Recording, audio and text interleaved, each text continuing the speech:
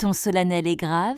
Plus de la moitié de la population brésilienne est noire ou métisse. Regardez la carte, du nord-est au sud-est. Nous sommes la base et l'âme de cette nation. Mais cette majorité vit encore comme une minorité. Moins d'opportunités, plus de violence, moins de droits. Ton factuel mais empreint de tristesse. Sur le marché du travail, l'inégalité a un code postal et une couleur. Les personnes noires soutiennent le pays dans des emplois informels sans droits garantis. Elles sont majoritaires parmi les livreurs, les femmes de ménage et les ouvriers du bâtiment. Pendant ce temps, au poste de direction, nous sommes moins de 5%.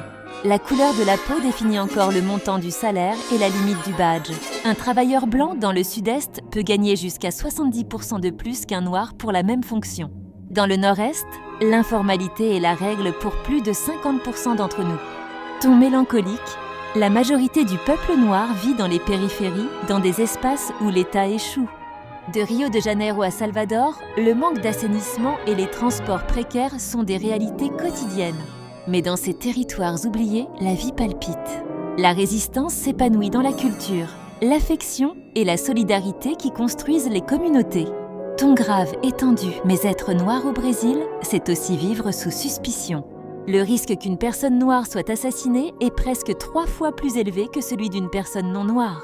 Dans des États comme Alagoas, Bahia et Rio Grande do Norte, cette statistique est encore plus brutale. Pour la police, souvent, notre couleur passe avant notre nom. Ton combatif est plein d'espoir. Malgré tout cela, le peuple noir se lève, travaille, étudie, chante, proteste et survit. Mais nous ne voulons pas seulement survivre. Ton déterminé est puissant.